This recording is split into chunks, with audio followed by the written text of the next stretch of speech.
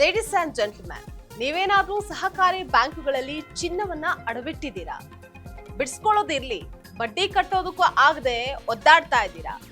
ಹಾಗಾದ್ರೆ ಯೋಚನೆ ಬಿಡಿ. ಇನ್ನೇನು ಕೆಲವು ತಿಂಗಳಲ್ಲಿ ನಿಮ್ಮ ಚಿನ್ನದ ಸಾಲದ ಮೇಲಿನ ಬಡ್ಡಿ ಮನ್ನಾ ಆಗುತ್ತೆ. ಅದ್ ಹೇಗೆ ಅಂತೀರಾ? ನೋಡ್ತಾ ಹೋಗೋಣ.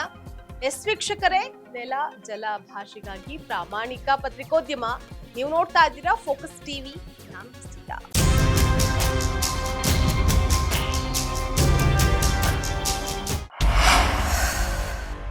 ಚಿನ್ನದ ಬೆಲೆ ಗಗನಕ್ಕೇರಿರುವಂತಹ ಹೊತ್ತಲ್ಲೇ ತಮಿಳುನಾಡಿನಲ್ಲಿ ಮತ್ತೆ ಚಿನ್ನದ ಸಾಲ ಮನ್ನಾ ಮಾಡುವಂತಹ ಚಿಂತನೆಯಲ್ಲಿ ಡಿಎಂಕೆ ಮುಂದಾಗಿದೆ.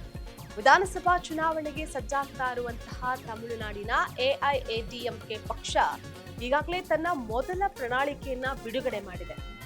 ಇದರಲ್ಲಿ ಮಹಿಳೆಯರಷ್ಟೇ ಅಲ್ಲ, ಪುರುಷರಿಗೂ ಉಚಿತ ಬಸ್ ಸೇವೆ ಕಲ್ಪಿಸುವುದಾಗಿ ಹೇಳಿದೆ.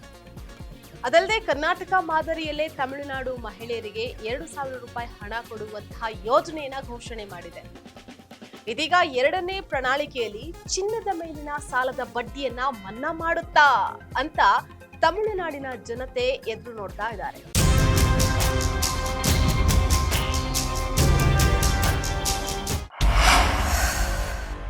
ಎರಡ್ 2021ರ ವಿಧಾನಸಭಾ ಚುನಾವಣೆಯಲ್ಲಿ ಡಿಎಂಕೆ ಗೆದ್ರೆ 40 ಗ್ರಾಂ ಚಿನ್ನದ ಸಾಲವನ್ನ ಮನ್ನಾ ಮಾಡ್ತೀವಿ ಅಂತ ಭರವಸೆ ನೀಡಿತ್ತು. ಅದರಂತೆ ಡಿಎಂಕೆ ಸರ್ಕಾರ 2021ರ ಮಾರ್ಚ್ 31ರವರೆಗೆ ಸಹಕಾರಿ ಬ್ಯಾಂಕುಗಳಲ್ಲಿ ಪಡೆದಂತಹ 40 ಗ್ರಾಂ ಮತ್ತು ಅದಕ್ಕಿಂತ ಕಡಿಮೆ ಚಿನ್ನದ ಸಾಲವನ್ನ ಮನ್ನಾ ಮಾಡಿತ್ತು. ಈ ಆದೇಶದ ಪ್ರಯೋಜನವನ್ನ ಸುಮಾರು 13.12 ಲಕ್ಷ ಜನ ಪಡೆದುಕೊಂಡಿದ್ರು. ಒಟ್ಟು 4,904 ಕೋಟಿ ರೂಪಾಯಿ ಮೌಲ್ಯದ ಚಿನ್ನದ ಸಾಲವನ್ನ ಮನ್ನಾ ಮಾಡಲಾಗಿತ್ತು.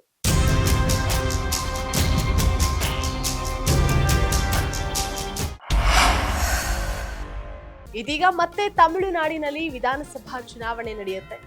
ಈ ಬಾರಿಯೂ ಸಾಲ ಮನ್ನಾ ಘೋಷಣೆಗಳು ಹೊರಬೀಳುತ್ತಾ ಅಂತ ಸಾರ್ವಜನಿಕರು ಕಾತುರದಿಂದ ಕಾಯ್ತಾ ಇದ್ದಾರೆ. ಎಐಎಡಿಎಂಕೆ ಈಗಾಗಲೇ ವಿಕಲಚೇತನರು ಮತ್ತು ಅಲ್ಪಸಂಖ್ಯಾತರ ಸಹಕಾರಿ ಸಾಲಗಳನ್ನ ಮನ್ನಾ ಮಾಡುವಂತಹ ಭರವಸೆ ನೀಡಿದೆ. ಹಾಗಾಗಿ ಚಿನ್ನದ ಮೇಲಿನ ಸಾಲವನ್ನ ಮನ್ನಾ ಮಾಡ್ಲಿ ಅಂತ ಅಲ್ಲಿನ ಜನ ನಿರೀಕ್ಷೆ ಮಾಡ್ತಾ ಇದ್ದಾರೆ.